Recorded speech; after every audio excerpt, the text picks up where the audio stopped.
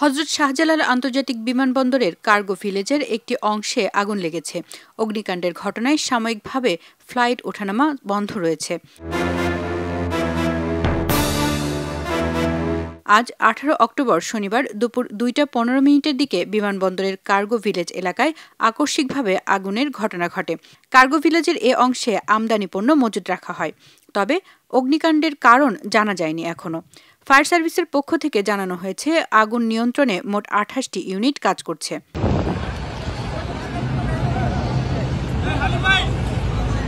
হযরত শাহজালাল আন্তর্জাতিক বিমানবন্দরের নির্বাহী পরিচালকের মুখপাত্র মোহাম্মদ মাসুদুল হাসান মাসুদ খবরের কাগজকে জানান, কার্গো ভিলেজের পাশের একটি অংশে অগ্নিকাণ্ডের ঘটনা ঘটেছে।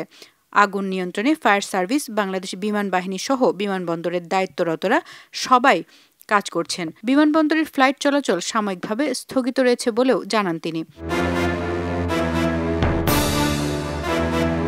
শাহজালাল আন্তর্জাতিক বিমানবন্দর কর্তৃপক্ষ জানিয়েছে, শাহজালাল বিমানবন্দরে ঘটে যাওয়া অগ্নি দুর্ঘটনা নিবারণের জন্য আমাদের ফায়ার সার্ভিসের লোক কাজ করছে।